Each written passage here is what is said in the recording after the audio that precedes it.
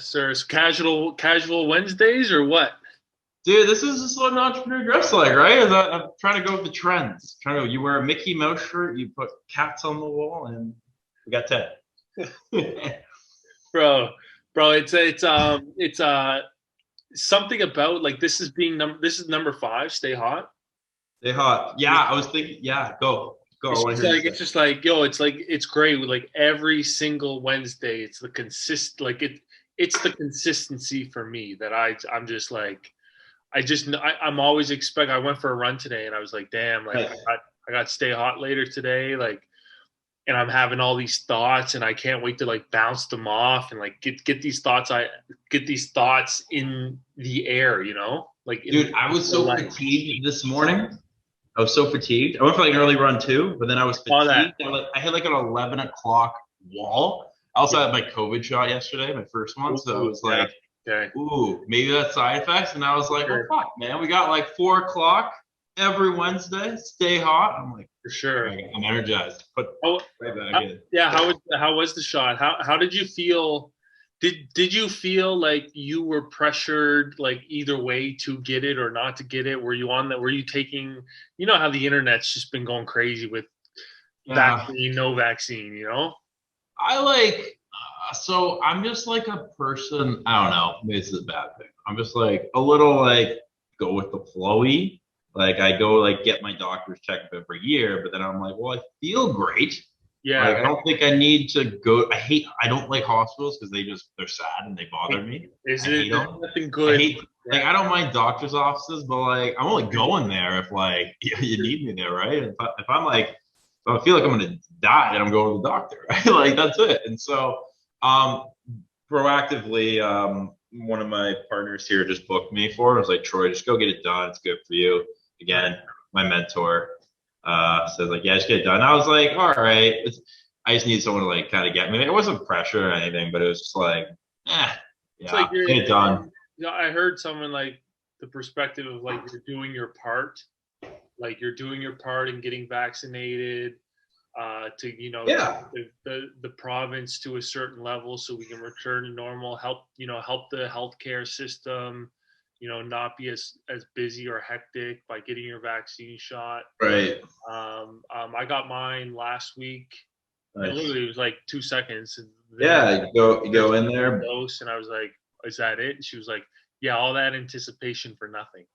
Dude, my nurse was I don't know why. Did you walk in there and feel like a very euphoric moment? I don't know if you felt like this. I was so excited to get a needle.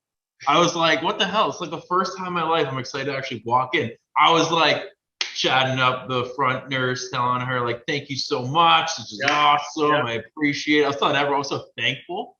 I don't know right. why. I True, was happy. I true. was really happy going in there. And then yeah, I was like, wow, I've never been this happy getting a vaccine before. But I think that goes back. I don't know if it's like doing your part for like again healthcare and everything like that. Again, I'm happy about that, and that we're doing our part and ultimately making this world more open.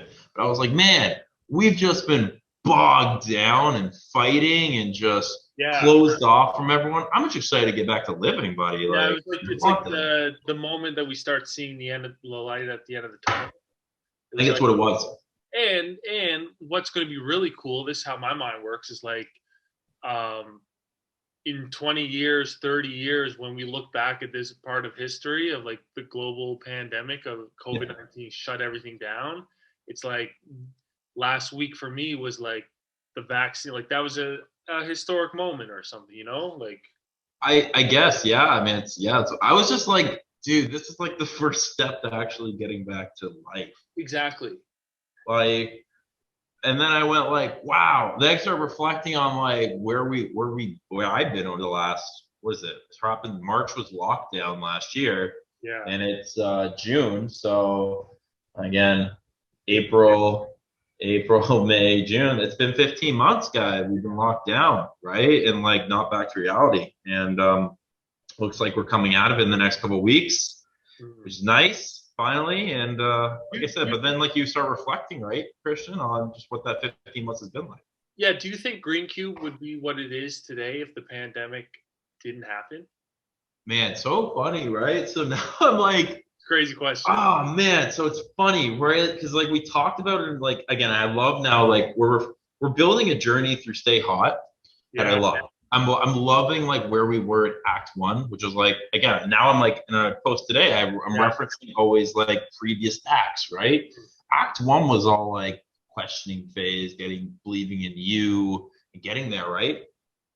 Being alone, and then being comfortable with being alone, right? Right. That was more like what we talk about, right? And going through that growth process, you kind of look at it like, well, COVID doesn't get more alone than it is, right? Yeah. Literally, stay at home, don't leave, be by yourself, Mm. don't see anyone.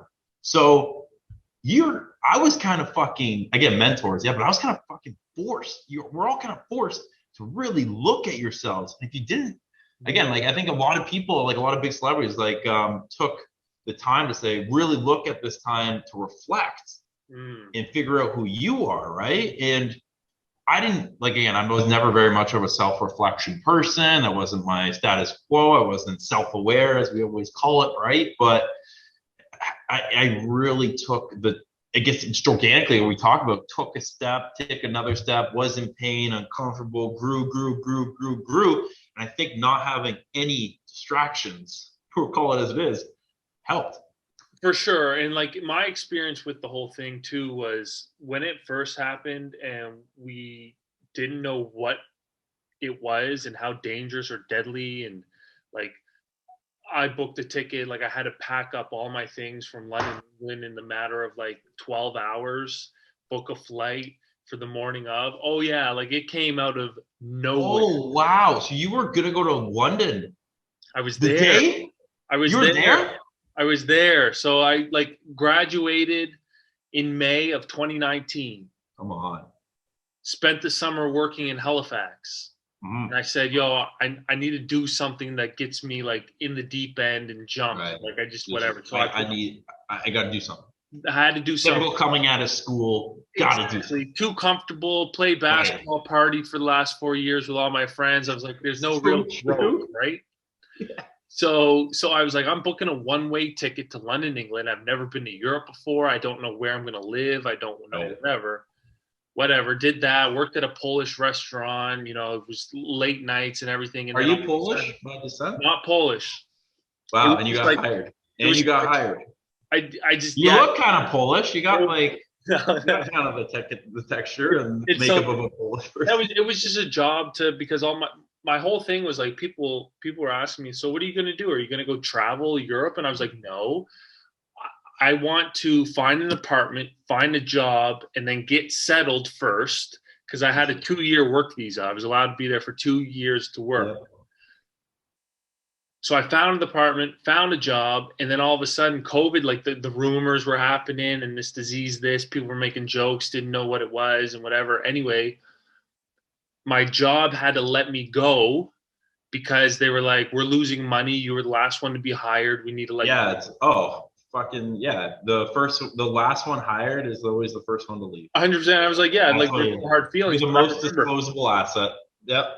And so I walked out of the restaurant and I immediately called my dad and I'm like, yeah, I just got laid off work. Like apparently like this virus thing's no joke and this and that. Now remember, Europe the UK was getting killed. Yeah. Europe was ahead and North America was still like, oh, it's not affecting us yet. There was like probably like 3 week. When was that? What month? March. Oh, so that was like beginning of 2020. Exactly. So New Year's happened. I worked to New Year's and it was crazy. And then February, it's all starting to hit. And then a month or two after that, but we didn't care about it. It was a joke. Like it's not serious. March, they're like, yo, Tristan, like we're losing business. We need to let you go. I remember calling my dad. I was like, hey, like apparently this thing's pretty serious. Like I don't have a job now. He's like, don't worry, buddy. Wait it out.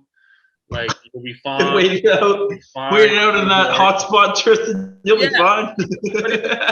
but it was because like I spent all this time like moving my life over there. Now what it was, I just like all of a sudden when no one knew what was going on, I was just gonna pack it up and go. Anyway, so I waited like a week. It started getting absolutely insane. And that's when Trudeau came on the TV. It was like, if you're abroad, come home. You got to come home. Yeah. Booked that ticket and came home. But I remember in those first couple of weeks being home, I was like, okay, I just traveled from a hot spot. Like I was literally secluded by like self-isolating in an apartment by my own. So I was really, like you mentioned, like I was really left alone with my thoughts, and I was paranoid whether or not I was sick. Was I going to go to the hospital? Like constant. But the biggest thing that I found that helped me is like, like, sure, for the first couple of days, it was like fun that you didn't have to work and you could sleep in, and everyone was like, the whole world was shut down. So you wake up and pour some Baileys in your coffee, and you stay up and watch, Zoom, you're on Zoom with your friends and stuff, and you had no responsibility. Yeah. But then the biggest thing that got me out of that was like I started working on Undress the Jersey. And I was going to say, when did you start Undress the Jersey? Exactly. So Undress the Jersey was something I started in university. When did you seriously start Undress the Jersey? Well, this is the thing. It was serious I started it in 2017. It was on and off. And especially when I went to Europe, I had no time for it. Like, I was like, it was completely off. And then I remember coming back and having conversations, and people were like, what are you doing? What's up? And I was like, damn, like I should really hop back on this thing. And that's when I went full focused. Nice. And to your point, I think what the pandemic did, or the stay at home, is like it put everyone on the same playing field in terms of like people my age that were like, there was no real jobs or career. Like everyone was like, didn't know what was next. And so it gave me opportunity to like stay at home and just focus and stay working on Undress and building that and building networks. I think it's a great point, right? And I think what month was that, would you say, that you started really digging into it? What month? Yeah, because we had our interview back in December, right? So when was it, like November? Yeah. So that would have been like April. Nice. April was the first time I did my first video interview or story post with somebody, with an athlete, because I wasn't doing that before. But like nice. just the matter of like, you can't go to family suppers, or friends can't, hey, you want to go to the bar this weekend? And this, like, the pandemic made it zero distractions. You're alone. And it allowed you to build your own schedule. Because you had all this extra time. You didn't have to give your energy to anyone else. So it's funny, right? Like I enjoyed my weekends pre-COVID. I did. I went out Fridays. I went out Saturdays. Yeah. Hell, sometimes we tailgate on Sundays, right? I mean, we're young guys in early 20s. Like, that's just what guys do. I have a lot of. I don't know if I have a lot of friends. They might not be my friends. Who knows? So ask them. But I have like a lot of like buddies, right? I like to hang out. Like, I'm a big social guy, and I think that was a big adjustment, right? Like, hey, you can't go out with your friends. You can't see your friends, and then you're like, wow, fuck, friends are like a huge part of my life. Like, damn, right? Social is a huge part of my like 2 to 7, right? Like, it's like literally like almost 23% of my week. Like, what the fuck? Like, what can I do, right? And then so I started, again, that was the tough transition part, right? And I think the weekend for me was, and I think this is for a lot of young people, right? I still think this is for a lot of people in general. That's why we're doing this. It's an escape. 100%. The weekend is an escape. Everyone's trying, and I used to use this. Everyone has the mentality. We just got to get to Friday. We just got to get there. Fuck, it's Monday. We just got to get to Friday. Yes. Right? Yeah. So the weekend was an escape for me. I love the weekend, the artist, but like the weekend was an escape.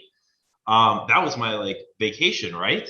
Yes. But when you take escape, when you go on trips to London and come back, it's different worlds, for example, right? So the weekends, like, you take a little 2-day trip, 3-day trip, you come back, oh, well, I'm behind.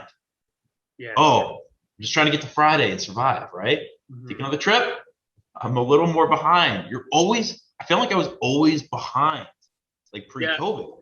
Yeah. And that's just being young and being stupid. It's crazy. It's crazy to think about this because like it's been on my mind constantly.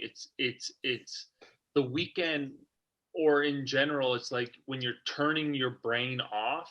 People use this like, okay, Friday's here, brain's off. I'm not thinking about anything. I don't have any responsibility until Monday. And so by doing that, all of the momentum and energy that you built through the entire week legit dies. It literally dies. And then what happens? You get overwhelmed on the Monday, and then you're just trying to make it to Friday. Versus just trying to make it.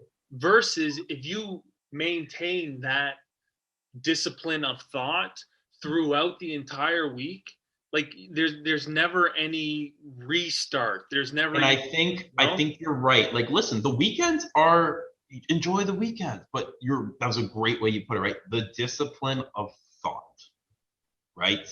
Making sure you keep your mind. You can listen. Some people say that you can't focus on two things at once. I always have some sort of business aspect going on in the back of my mind, right? Like, it's just organically a part of my life. I think a lot of like successful business professionals always have that aspect, but you can have other focuses. You can go out on runs. You can go hang out with your buddies in the park for on the weekends, on afternoons. But you know what? I'm like, in that business, what I found was the transition. I found myself just organically coming to the office on Saturdays and ripping some stuff up for like 2 or 3 hours, right? Or logging on to you logging onto your computer and doing some content stuff. Hey, sending some emails out to new people you're going to jump on calls with on Friday, right? It keeps you engaged. And then, man, I use Sundays or my Mondays. Right. Very important. I had a conversation with one of my buddies of mine, another entrepreneur. He said, what's like one of the biggest changes you made from like material, like literally like schedule changes organization, right? And I remember, like, I don't like thinking about that, but then you always respect like, how can I give someone a tool, right? How can I give someone a snippet? And then remember, they can pull their own story or meaning out of that. My snippet was Sundays from 5 o'clock on, or from 2 o'clock to 7, take 4 hours, 3 hours on Sunday afternoons or nights or mornings, whenever you want to do it, to get your week and send your touch point emails, right? To get clients. Send your touch point to clients on Sundays, because ultimately on Mondays, they're going to go onto their computer because everyone's just trying to make it, trying to come back on Monday. What are they going to log on and see? They're going to see nice Troy Greencube. Mm-hmm. Wow. There's a note there, right? Waiting. I get my Sunday being active on Sunday, and I am still active on Saturdays. Now you have to be as an entrepreneur and co-founder. But I thought just keeping my train of thought, but then engaging and starting my work week Sunday afternoon or night, or even in the morning, whenever, but planning that out and sending your touch points and the stuff that you need to do to get you into the Monday and not be overwhelmed and just perform. But you have to prepare. You need to prepare for the week. And that's what I found. Sundays are my Mondays now. I think that, that's so important. And like I remember, like even still, if I have a boys weekend or we go on golf and then we have few drinks, like I find that literally turns my brain off. And so when you wake up the next morning, you're kind of anxious. You're anxious. You're super anxious. You're disorganized. You're not as sharp. Right. And I think like you spend all these, it's about the consistency. If you go 5 days in a row and then you take that 6th day off, like you've just kind of disconnected from the 5 and now you're starting at day 1 again. Yeah.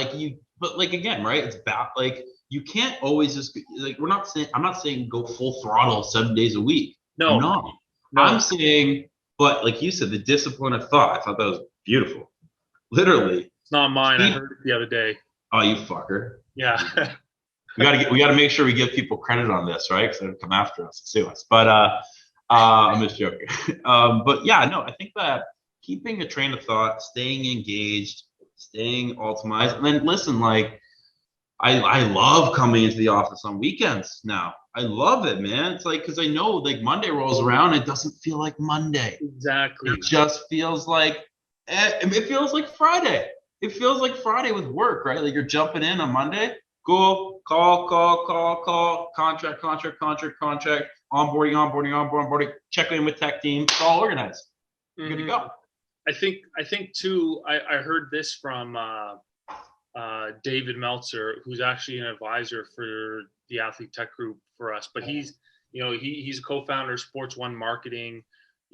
He's kind of like the Gary V for sports marketing and stuff. Let's get him on. Let's get him on. Stay hot. No, he would be incredible. He's the one who was talking about the whole, you're building this momentum, and as soon as you have like that one night, like you have to start over again, and like you're literally losing that momentum that you built. But what he also said is like he gets asked a lot from people of like, how do you manage so many different things if you have so many different projects going on and you're working with so many different people and you're doing so many, like, how do you do that? And he said it's just a matter of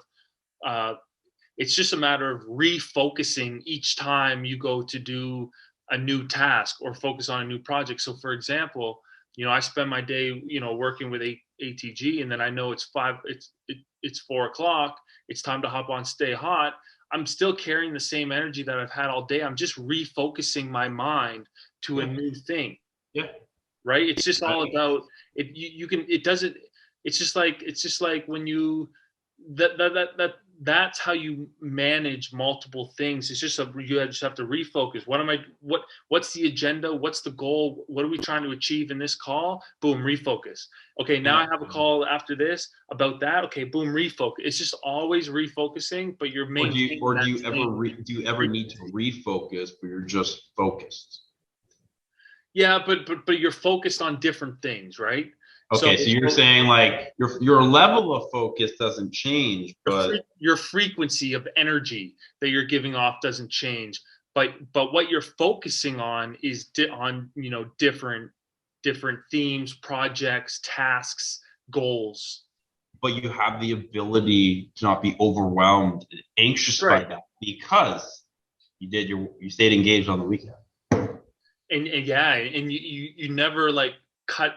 So think of like electricity, right? If that's your energy and your frequency level, Friday night comes, you go get wasted with your friends. You get a surge. You surge on Friday. You get a surge, and then tomorrow that surge. Power surge. Everything's out. Everything's out on Saturday. And so you have to build that. You have to build that up again, which is connected at 5 or. It takes away all the momentum. That's why everyone's anxious. That's why everyone's anxious on Sunday scaries, right? That's the big thing. Sunday scaries because fuck, I can't. I'm not programmed as a professional or a human to wake up on Monday and perform, right? Yeah. But like it's funny, right? Like also like as you get older, like you probably can only go out one night a week. So I stick to Fridays just in case Fridays are big. Still gotta have. You gotta go out with your boys and 100%. I think that's massive, but it's not what it's about. It's like you can listen. You can get fucked up on Friday. I'm sure the company will love this. You can get fucked up on Fridays, and hey, you might get fucked up on Saturdays. But just if you're very true to yourself and ultimately true to everything that you're doing and believe in that. Yeah, your fucking body's gonna wake you up at 9 o'clock, 10 o'clock, 11. You're not sleeping all the way to 4. If you, and this is what I find, like I find when it comes to sleep, I'm one of the worst people in terms of like, oh, I didn't get enough sleep, so I don't feel energized or whatever. But I also find that if you have something to look forward to, something meaningful that you're energized to do, like. Your amount of sleep doesn't work. So like game day, if you're excited about game day, sure, obviously you want the proper amount of rest, but you're going to wake up because you have to. For like example, I had to wake up early this morning because I had to get some extra work done before our meeting, right? Even though I was tired, I'm like, my mind's focused. I have a task. I need to complete it before this time and I'm up. Man. Versus, let me just finish this thought. Keep going. If I didn't have a task or a goal that I needed to complete, then I would have slept in till the very last second and then woke up tired. You know, it's about setting those goals. So if you go out Saturday night or Friday night, whatever, like as long as you have responsibilities, you're going to get it done. I think that's a big word, right? Responsibility, right? Responsibility. And respect, right? So like your Andy Meltzer, that's his name? David. David. David Meltzer. David Meltzer. You respect him. You don't want to let David down. Exactly. You're not letting David down. You're not going to.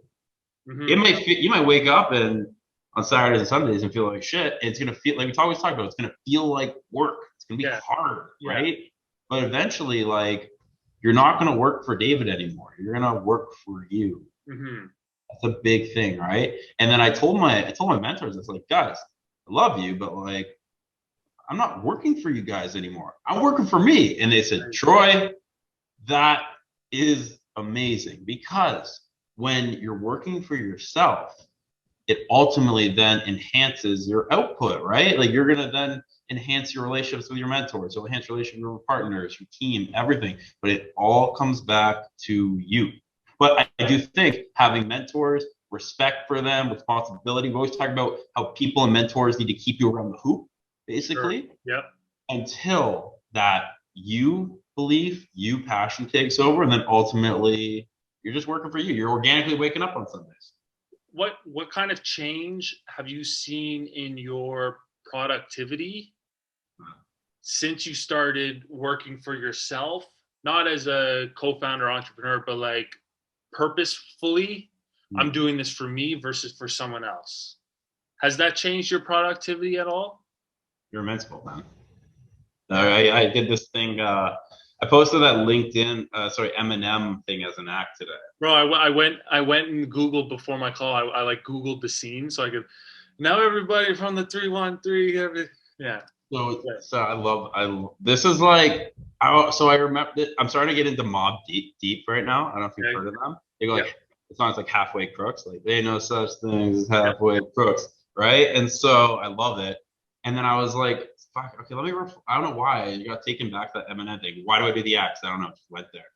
And then I watched like the 9-minute video of all of his rap battles. Like and then they actually had the one at the beginning when he got fucking booed off stage, right? Yeah. So he was on stage and he had all the confidence. He had no confidence. He had no belief in himself, right? The first message. He just sat at home and did his thing, and that was him. He had no belief that he can do this. He then went to a little bit of a bigger audience and got out of his comfort zone, right? In the movie, he keeps getting out of his comfort zone, getting out. First rap battle, he's there. He's not talking for the first 20 minutes. He's a little scared, and then he just starts talking, starts going, rapping, going. All of a sudden, he's fucking killing this guy. He's like ripping it up. Gains confidence, gains belief. Second guy shows up, hard, gains belief, says all of a sudden, by the last battle, man, the look. So this is like goes back to the why I post that. The look of invincibility. He looked right at the guy, looked right at Papa Doc, and he didn't have to say anything, but just the way you looked at him, he was invincible. He knew he knew he's organically, I'm turning to this crowd, I'm absolutely light this up. And that's literally a perfect like segue on like my development, right? And while believing in you, he was doing it for his friends and to get out and all this stuff. At the end of the day, all those things came naturally, right? After the fact, but he had to believe in himself, which then the self-belief on that last rap battle when he's going to the crowd, 313, like they feed off of your own self-belief. That crowd fucking hated him at the beginning of the movie. Yeah. Now, literally, that's why we're like this stuff. Like people feed off this. It's all about genuinity, belief, and ultimately speaking from the heart. And regardless of if we're we're not like on some of the stuff we're talking about isn't experts, but we just genuinely believe it because it's what we're living through. Like, I think it's one thing, like there's one thing to be said about people connecting with another human being when they're confident in something, right? Whether you're an expert or not, it like confidence is an energy and people feel that confidence. Right. I think of like some of my friends who aren't as confident, and for many different reasons of like, whether they're like short or skinny, or, they're not good at this, or they never played sports, or they're not good in social situations. And you can just tell the difference between someone who is confident and someone who's not confident. And it's just like it's kind of like, again, like I think confidence is such a surface level word, right? Because you can act confident, true. but you can't act belief. So that's why you yeah, I noticed that you use self-belief more than confidence. You can act confidence, Yeah. but you can't act belief. Belief is from genuinity in the heart, man. And when you, and again, organically confidence, people go, wow, that guy's really confident. Well, no, I just believe in myself and I fucking know. My biggest thing is like everyone, I hate when someone's like, I hope you have a great day. I hate that. I go, I know I'm gonna have a great day, man. It's gonna be fucking amazing. Right, because you can make it great because you just believe it. I just know, like just genuine belief, right? And like people, and this is the thing, right, Tristan? Like I talk to people at social gatherings, I talk to people, my colleagues, my teammates. Everyone has this like genuine self-belief inside of them. They do. This is why we're doing this stuff. It's there. The most introverted person that doesn't talk to anyone has belief. But this is why we're doing stuff like that, to unpack that and bring that out. And really, they just got to focus on them. And listen, my version of self-belief is ultimately being the most extroverted person possible because, I mean, listen, I did like a DISC score and I scored like a 99 next, like on I. And if you're an I 99, you're basically like the most extroverted person possible, even though I don't consider myself a huge expert. But anyway, like you can be the most introverted person possible. But if you have genuine self-belief in whatever it is you are doing and who you are first, then you're literally invincible, man. It doesn't matter what person wears, what they look like at that party, what that guy says about you, what that guy's talking about behind your back. Circumstances don't fucking matter.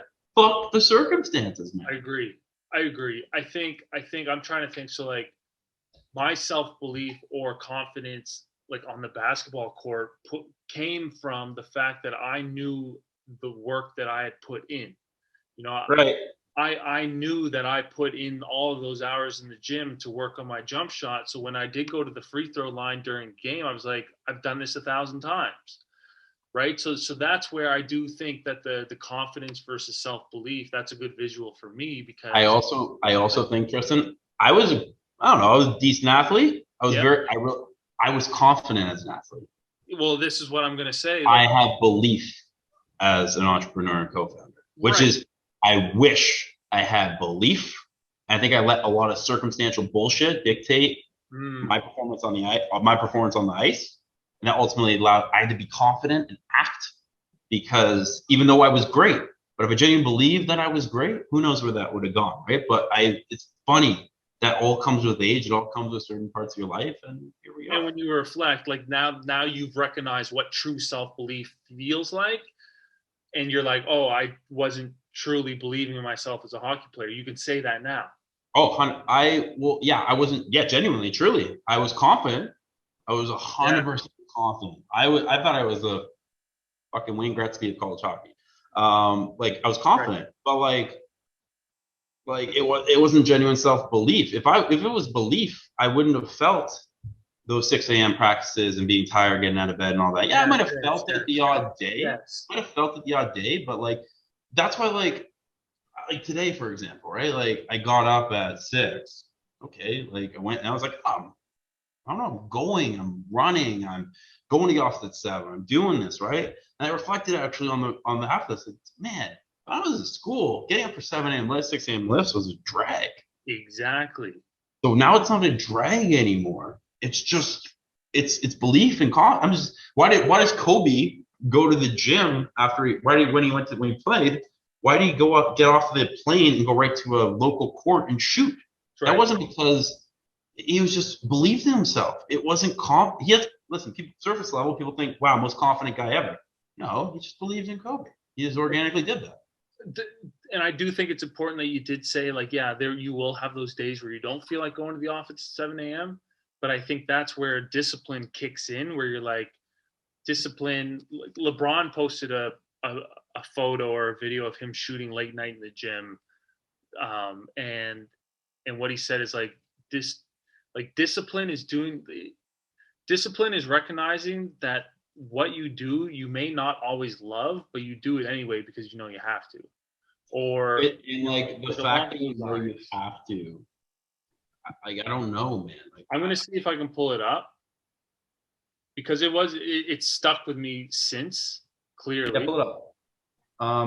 I think on that comment, no, when he says that, no, I have to, that's just his own version of belief. Like, it's not because he has no knowledge of having to, right? I think that's a pillar. We always talk about pillars and branches. I think it's a pillar of self-belief. I just know I got to do this. But I'm not forcing myself to go there. Like, I'm just doing it. I know I have to do this. Well, yeah, but you are, in a sense, like, if you don't feel like going to the office or to the gym, like it's doing the things that you don't want to do. We're getting deep, right? Like, I don't even know if I'll be able to find this post. no, it's fine. I want to comment on that. I'm just trying to find words for it. I don't even think it's like discipline is doing the things that you don't always want to do, but you know you have to do them. It's like, I don't want to go to the gym every day. Like if I'm tired, I don't. But I know that in order to be great, I have to go. it's not like, and then like want to do something. Man, I'm trying to unpack because I get what his message is, and that is, I think it's true. It's also LeBron is most self-belief person. Like, all biggest professional athletes were self-belief, not confidence, right? Belief. That's right. You are able to be clutch because belief. Dame last night, belief. That's right. He wasn't looking at the circumstances. I'm gonna take the shots on Dame Lillard, and that's who I am. I'm gonna do it. He didn't care about what people were saying about him, or the crowd, or the lights, or the shot clock. That was ridiculous. Like, that confidence, like that's self-belief right there. Belief. Literally belief, right? And then LeBron, like, I know what he's saying, but like, I don't think you have to think about it and put it in that context. I really don't. Why do you have to put that into words? That's what I'm trying to say. Why do you feel like I don't want to do this, but I have to do this? You don't have to put that into words. I think you just got to organically do it. And the being of organically do it stems off of your self-belief. That's as like, kind of, I guess, less deep as I can get it, but like, it's funny, right? Like, man, It's just, I think it just goes down to discipline, and discipline, like, discipline is doing the things like when, like, all you've been doing is working all day, and all you want to do is go home and turn on a movie and turn your brain off. But having the discipline to not do that and go home instead, to reflect on your day, what went well, what didn't go wrong, or what didn't go well, and so for the next day you can build on top of that. Like, that's discipline right there. I think it's discipline until you hit your, remember we talked about this inflection point in passion? Yeah. Discipline until you hit passion. If you're passionate about it, then you'll want to continue doing that anyway. You'll just do it. It's a really interesting feeling. You'll just, when you hit you gotta work hard and be disciplined and all this stuff. You get pushed and get told, broken down. But when you get to passion, this big inflection point, it's no different than a graph, right? You get a graph, hard work, discipline. And like, here, like, the passion's on like the y-axis coming across. All of a sudden, ping. Hit equilibrium, inflection point. Oh, hockey stick growth. But can passion be discovered in anything that you do? 100%. You think so? Like, I'm gonna push back on that, because like, I don't think if I were to go out and play hockey, I don't know if I would ever develop a passion for it. Well, like, but then that's just, you're not, like, again, okay, let's bring it back to like the actual graph. You're only doing something, again, you got to get around the hoop. You're never going to play hockey. Never. Can't You're skate. not going. You're just not going. Like, let's just be honest. You're just not going to do it. Can't skate.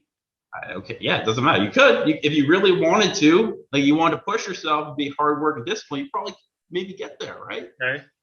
Okay, but like, that's not the point, right? Like, I'm not going to go, I don't know. I got a weird thing. I think I can go probably do anything, and then ultimately I'll fail and be like, hey, I can't do this, but then I'll go try it again, right? Like, it's funny.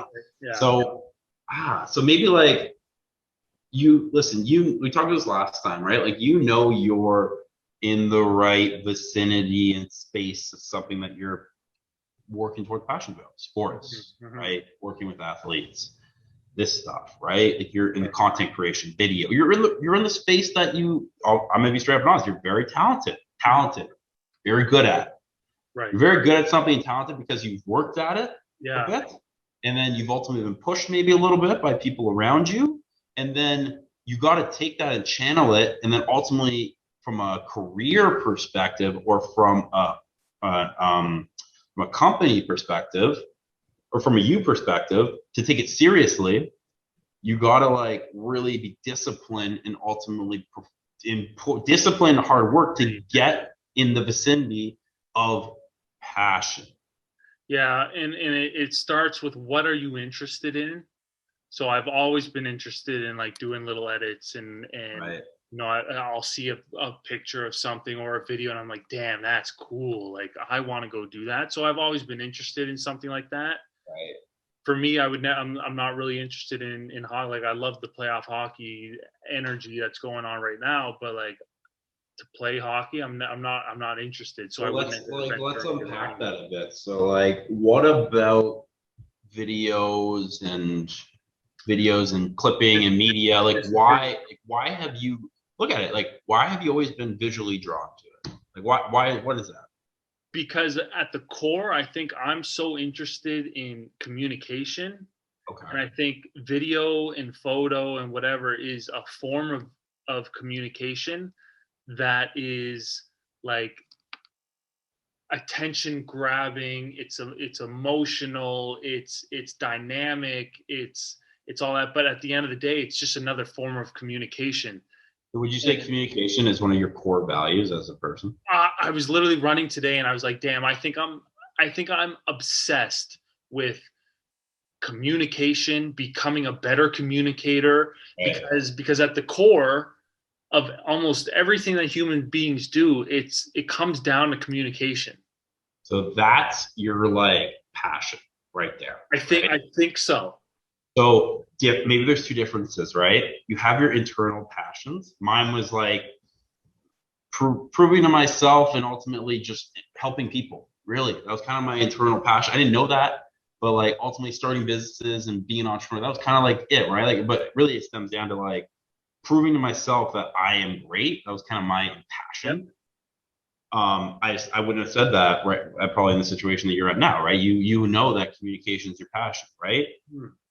There's a difference between your personal passion and then getting that to your business passion.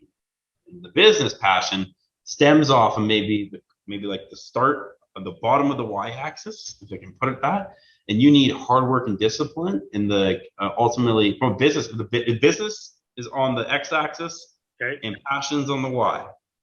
And where business meets passion is ultimately where you're going to take off professionally. Mm-hmm. It's a mixture of personal with business, which ultimately is your core value. That's your internal passion. It takes for you to start journeying up to that hockey stick point. It takes a lot of hard work. It takes a lot of discipline. It takes mentors. It takes people literally pushing you. And then eventually you'll hit that business or passion inflection point professionally. Yeah. And you go like this. Yeah, I do think communication, understanding how people speak, and then like the biggest thing for me is this is the reason why I look forward to these conversations, because it's an opportunity for me to put my thoughts out in a way that you understand it the same way that I think about it. And that's not easy to do, because a lot of people, and I think that's where a lot of our conflict in today's world comes from, is because so many people have their own thoughts, but they're not communicating it in a way for someone else to understand it exactly the way that they do. And I think like that just goes back to communication, right? Like I never say someone's wrong. Who am I? Who am I to say someone is wrong about something? You're better than a whole lot of people, because a lot of people think that only what they think is what. Yeah, like I think everyone has an opinion, but like who am I to say like what you've lived through, what you've been through? Couldn't agree more. Who am I? Who am I to say what you've been through? It's all relative. It's all like different relative stuff, right? Like not everyone thinks that way. Well, but I used to have a ton of opinions, borders, pillars, walls, right? Now I'm like, okay, I can see where you're coming from. Like, listen, everyone I jump on a call with or talk to, I respect them, Yeah. right? But they gotta be like, again, we talked about, remember the cover of the book last time? Yes. Like, but like, there's Matter. gotta be something about you that like I can. Like, it's not the visual cover of the book and the aesthetic, but it's ultimately the energy and what the book represents that's gonna make me open that cover and take time to get to know you. That's right. So I think in everything that we do, whether it's business, whether it's pleasure, whether it's anything, you're always communicating your thoughts, feelings, emotions to someone else to create a connection in whatever it is. So Yeah, and guess what? I'm not perfect at this, right? And like that's why, like, and I'm not either. and but we're just gonna take steps every day and get better. Exactly. Always the core of this whole thing, right? That's what it is, brother. Um, That's Act 5. Five, Lucky, brother. that's my number, baby. Lucky number Let's 5. go. Lucky number 5. I Let's appreciate you, go. Troy. Stay We'll be hot, Tristan. stay hot.